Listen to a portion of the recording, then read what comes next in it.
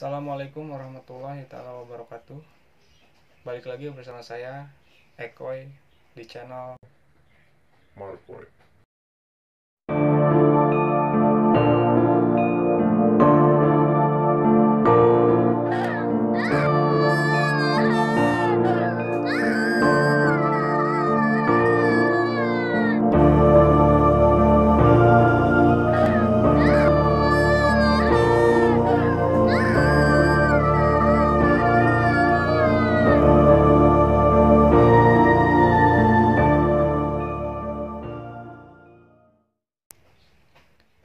Oke, dalam video kali ini saya akan meneruskan cerita saya di part 2 dan mungkin ini video part 3. Sebelum saya menceritakan cerita pengalaman pribadi saya, alangkah baiknya kalian atau kawan-kawan subscribe di channel Markoy ini dan like juga videonya, share ke teman-teman kalian. Oke, langsung saja. Berikut Cerita.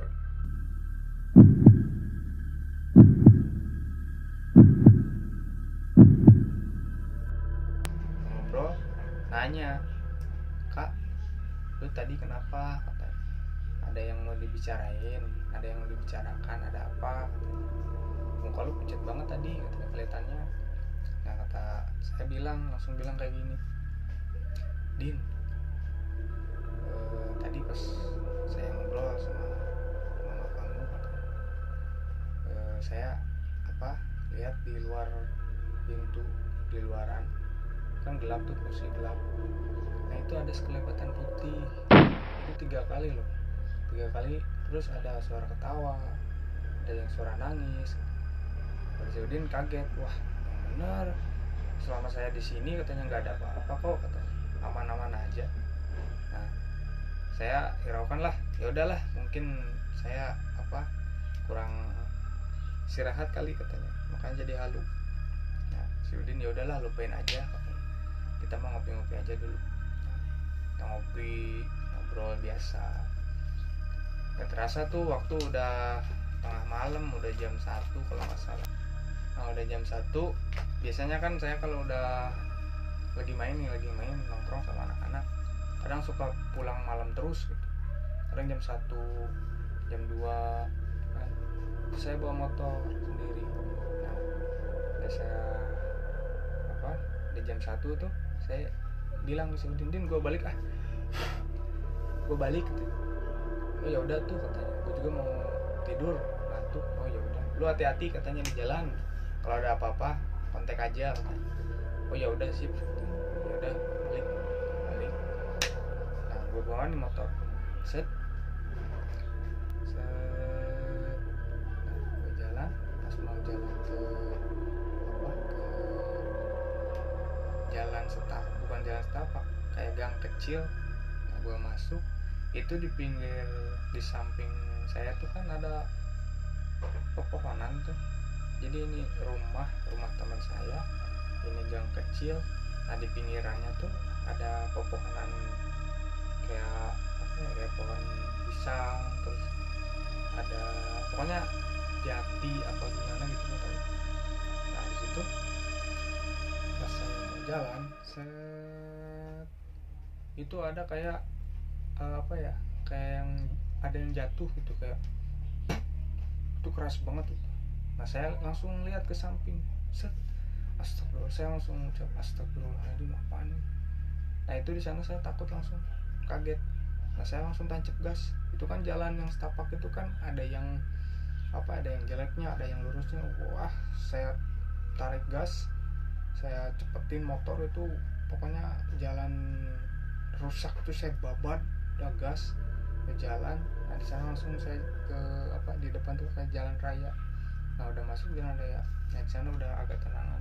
Nah, saya di sana berpikir, itu apaan, katanya, kok kayak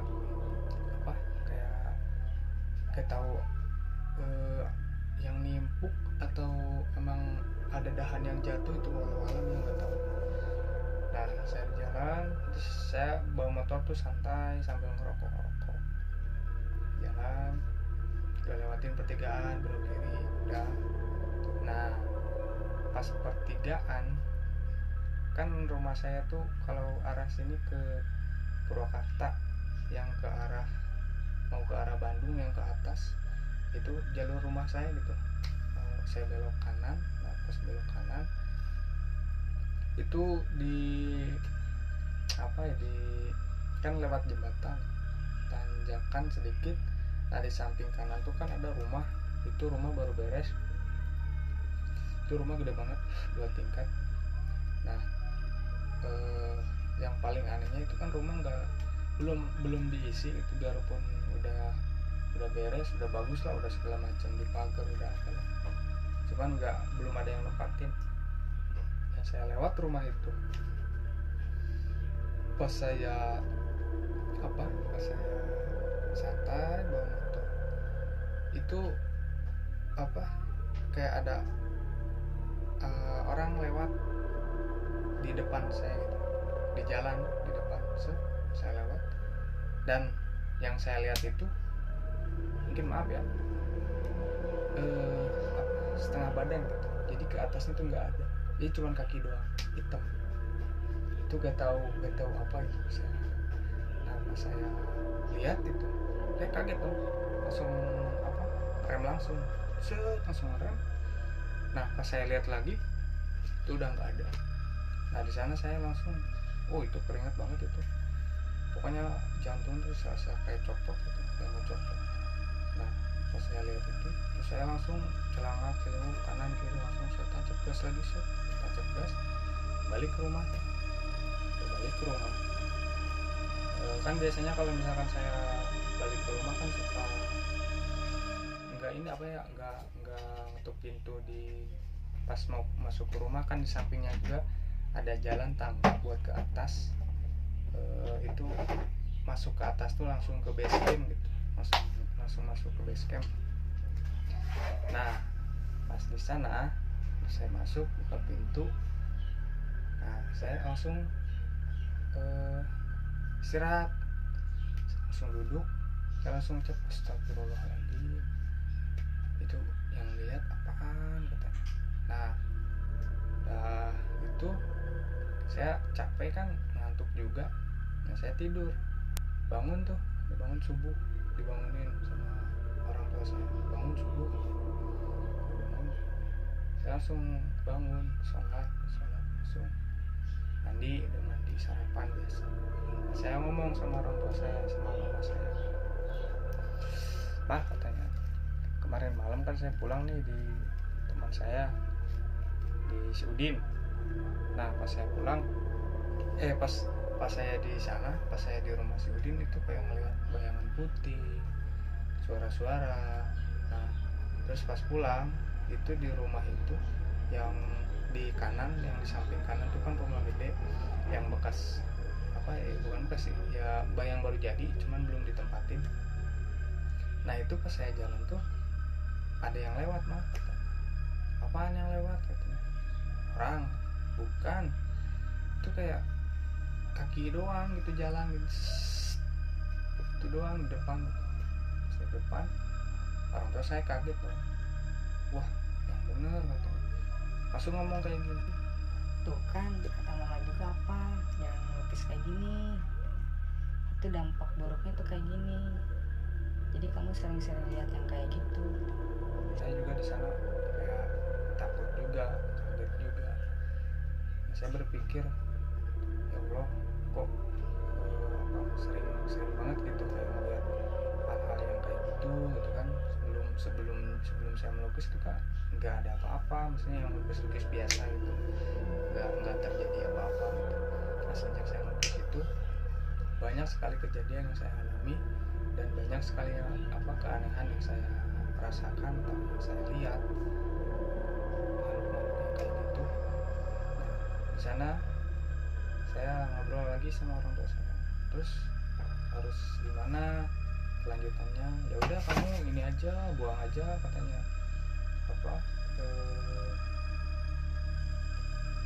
buang aja lukisannya, kata mama saya.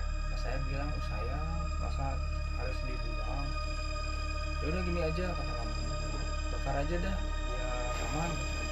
Mungkin saya bakar lukisan itu mungkin aman lah gitu, udah nggak akan terjadi keanehan lagi. Nah di sana saya nurut sama orang tua saya. Beberapa hari kemudian itu saya pikir panjang buat bakar lukisan itu. Saya pikir panjang. Nah lukisan itu mungkin beberapa hari kemudian, singkat cerita, saya ambil lukisan tersebut. Nah, saya ambil, kan ditaruh tuh dibungkus, saya buka, saya ambil. Nah saya simpan di sini di ketiak saya simpan. Itu kan kalau misalkan mau keluar itu lewat tangga ke bawah. Nah udah saya jalan pegang lukisan tersebut. Nah, saya pegang. Anehnya pas saya niat mau ngebakar lukisan itu, pas di tangga saya baru selangkah, terus kayak ada yang ngedorong dan saya itu terjatuh. Itu sampai mama saya, nenek saya, kakek saya, adik-adik saya semuanya kaget dan lihat saya itu terjatuh terpental-pental ke bawah. Dan saya juga aneh loh, kok jatuh kayak gini, kayak ada yang dorong gitu. Nah pas lukisan saya simpen dulu, itu kaki saya ya memar lah gitu, sakit lah, tangan saya juga sakit. Orang jatuh di tangga ke bawah langsung, itu kayak ada yang ngedorong. Nah pas saya bilang sama orang tua saya, mah katanya, kaget, kenapa kayak ada yang ngedorong gitu, sampai terjatuh katanya. Tuh kan kata kamu juga, kata mama juga jangan lukisan kayak gini katanya. Terus kalau gini gimana katanya. Ya kan ini niatnya mau dibakar katanya, biar aman ke depannya juga katanya. Terus kalau gini gimana, kamu sering dapat keanehan kayak gini katanya. Nah selama beberapa menit terus saya milih pijitin tuh sama mama saya, pijitin, dan lukisan itu saya simpan lagi ke atas. Ya mungkin nggak tahu ya, walau alam gitu. Jadi si lukisan itu kayak nggak mau kemana-mana gitu, jadi tetap stay di base camp saya itu. Nah saya bingung tuh. Nah singkat cerita, udah saya urungkan lagi tuh niat saya yang mau bakar lukisan itu. Nah udah beberapa jam kemudian, itu waktu sore saya main lagi ke rumah teman saya, bukan ke si Udin ya, yang lainnya lagi. Saya cerita tentang masalah ini gimana. Terus ya mungkin teman saya itu ada kenalan lah, mungkin teman bapaknya gitu, mungkin yang orang bisa. Kata teman saya tuh, kamu sering kejadian aneh kayak gini, mendingan lukisan itu lu bawa katanya, kamu bawa dan lu kasihin ke teman bapak dia katanya, lu kasihin, terus lu minta air katanya buat diminum dan dimandiin ke badan lu katanya. Ya mungkin buat bersih lah, buat pembersih, buat gak ada kejadian yang lu alami lagi katanya. Nah di sana langsung ya udahlah, gue cobain katanya. Nah gue udah ngobrol sama temen gue balik tuh pas maghrib saya balik ke rumah. Saya bilang sama orang tua saya, daripada ini lukisan ada di sini, terus lukisan ini tadinya mau dibakar dan memang ada hal yang merugikan saya, ya udah gini aja, teman ada kenalan katanya, teman bapaknya yang bisa, jadi sekalian lukisan ini dibawa, terus ya nanya gitu gimana kalau bisa si lukisan ini dikasihin sama orang yang bisa itu katanya, biar nggak ada gangguan yang mistis lagi katanya. Ya udah sok aja cobain kata mama saya. Nah, udah saya ini bawa. Nah pas saya bawa itu lukisan tuh tetap ditutup, nggak saya buka. Kalau pertama kan saya mau turun tangga, mau niat itu ngebakar lukisan, saya buka dulu lukisan, terus dipegang, diteng-teng kayak gini. Nah pas saya mau dikasihin ke orang bisa itu, saya ditutup, lukisan tuh ditutup, saya kayak di pakai tali rapia, saya taliin, Nah saya teng-teng lagi, itu lukisan secara tertutup. Nah yang anehnya itu kan sebelumnya saya jatuh tuh dari tangga sebelum saya mengurungkan mau niat bakar lukisan itu. Nah anehnya pas saya mau jalan turun ke tangga itu nggak ada apa-apa. Anehnya ya mungkin saya ambil positifnya aja lah ya, mungkin memang niat saya bagus mungkin. Nah saya turun ke bawah nggak ada apa-apa. Nah saya pamit sama orang tua saya, mah mau ini katanya mau apa, mau jalan dulu mau kasih lukisan ini dan mau ya mungkin mau apa meminta doa katanya biar saya nggak ada keanehan lagi gitu kan, nggak mengalami keanehan lagi. Nah udah berangkat saya ketemu dan saya diantar tuh ke orang bisa itu. Dan betapa kagetnya ketika saya ketemu sama orang bisa itu. Orang bisa itu bapak-bapak itu kaget, langsung bilang, saya kaget nih, Pak kenapa bilang kayak gitu? Udah katanya, kalau bisa kalau mau ngelukis kayak gini harus dapat izin orang tua dulu, terus tanya-tanya dulu sama ustadz sekitar. Nah si bapak itu yang paling anehnya tuh tahu gitu. Saya ambil positifnya aja ya, saya ngomong langsung, iya Pak katanya, saya sering kejadian yang aneh. Ya udah gini aja katanya, mending lukisan ini bapak bawa dan bapak simpan, terus nanti katanya kamu ambil air 1 gelas dan kasihin ke bapak. Dan gak tau tuh si bapaknya tuh kayak komat kami mungkin baca doa gitu. Nah udah dikasihin ke saya minum, baca bismillah, saya minum, salaman sama si bapak. Nggak tahu si bapak komat kami di mana gitu. Sambil pegang kepala saya gitu, sambil pegang komat kami, langsung kepala saya ditiup. Nah udah gitu baca ini katanya, baca surat Al-Fatihah. Ya udah saya baca, udah selesai saya baca. Nah pamitan tuh sama si bapak, pamitan, saya pulang tidur. Nah udah tidur, tidur saya nyenyak, udah bangun dan plong gitu, kayak biasanya saya malam atau apa kalau lagi tidur suka dimimpiin, terus saya main suka digangguin atau gimana gitu. Dan yang ini enggak ada gangguan sama sekali. Dan beberapa hari kemudian saya jalani aktivitas saya seperti biasa dan alhamdulillah nggak ada kejadian yang sebelumnya yang saya alami. Ya mungkin kata si bapak itu ya jangan sembarangan melukis kalau tidak ada tanpa izin, katanya kayak gitu. Ya udah saya ambil hikmahnya itu, dan di sana saya mungkin ya merasa kapok gitu. Dan dalam hati saya ngomong, ya Allah udahlah jangan melukis lagi yang berbau mistis, dan memang resikonya itu memang bahaya ke diri kitanya gitu. Nah di sana saya langsung ya udahlah, mungkin ini jadiin pelajaran sama saya, dan nggak bakal lagi melukis yang memang berbau mistis kayak gitu. Dan orang tua saya juga ngomong, atau kamu pas ada lukisan bengong terus ngelamun terus sering ngomong sendiri, makan lupa, sholat juga lupa katanya.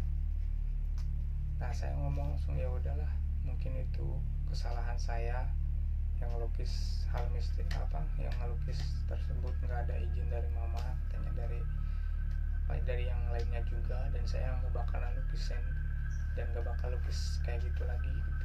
Mungkin ya lukis biasa lah, kayak sketsa wajah, kayak orderan biasa gitu. Nah di sana alhamdulillah udah nggak ada gangguan sama sekali, dan saya mungkin udah seperti biasanya gitu, kayak biasanya.